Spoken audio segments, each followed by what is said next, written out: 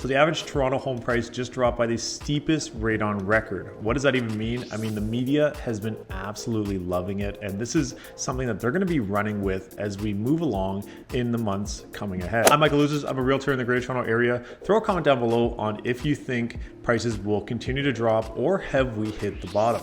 If you ever want to book in a call with me, click on that first link in the description down below. There's been no shortage of headlines in the news since the market stats for the Toronto Real Estate Board came out on March the 3rd. And across the board, we saw some of the highest prices ever recorded in history. And that's when we hit the peak for 2022. Now, as we've gone through 2022, we also saw a couple things happen. Rate hikes has been something that everybody's been talking about over the course of 2022, but did the prices drop just in February 2023?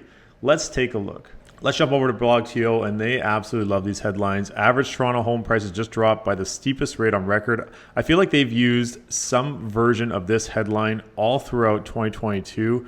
And basically they're saying that the average home prices continue to fall on a year-over-year basis, dropping a record-breaking 17.9% between February 2022 and February 2023. The average price of February 2022 was just over 1.3 million, and for February 2023, just under 1.1 million, about a $200,000 drop, and the steepest price decline ever recorded. Now, the Toronto Real Estate Market Watch, we can see this is the year-over-year summary. So this is February 2023 versus February 2022. Last year, over 9,000 sales. This year, just over 4,700, which actually is a pretty good jump from where we were in January, which is just over 3,000 sales. But it is still a 47% decline. New listings down 40%, and active listings are up almost 40% as well. We're just not seeing the same amount of absorption here, and that's because there hasn't been as many sales. Average price down 17.9% as discussed, and that's 1.33 million in February 2022, just under 1.1 million February 2023. Listing days on market, 9 last year, which most properties were selling basically with an offer date within, let's say, 5 to 7 or 9 days, obviously. But we're up about 144%, with 22 being the average in February 2023. But this is where things really get interesting. The prices since July 2022 have actually gone up, and they actually went up from January to February as well. Let's take a look at how things have played out, and have we hit the bottom? I'd love to hear your thoughts down below. Now, I'll do a separate video going through all the different graphs, but as we can see, July 2022, we saw the massive drop from February to July, and things have been relatively flat since. December and January were lower. We also saw a ton less sales, and I also feel that a lot of properties that would have been on the market in these months were just waiting till basically January, February to relist. So we're still relatively flat since July. As we look at the average price, most of the drop happened from February through July, and we've been hovering around that 1,070,000, 1,080,000, 1,090,000 for the last basically 8 months.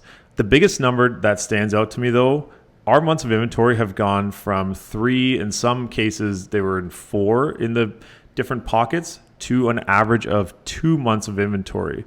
Typically, as months of inventory gets lower, prices do trend higher. And we could see last year in February 2022, months of inventory just over 3 weeks, which means that if all properties sold, we'd be out of properties in the Greater Toronto Area in 3 weeks. Right now, we're hovering around 2 months.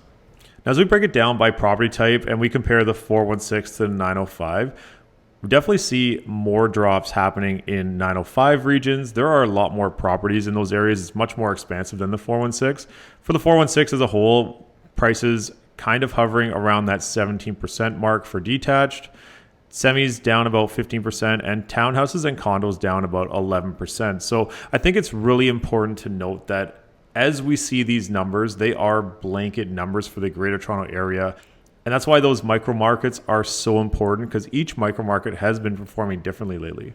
So as we see the stats come out over the next couple of months, it's really important to note that we saw the biggest drop from February through July, not year over year. And as we move forward, it'll be interesting to see if prices keep continuing to go up, which they did from January through February, and we're actually up from July to February 2023. where things are going to go as we enter into the heart of the spring market here in March. One thing's for sure that I have been seeing is more and more multiple offers on certain property types in certain areas. The great stuff still seems to be getting a ton of attention if it's priced well and it looks really good in great areas. I'm Michael Ouzas. Thanks for watching.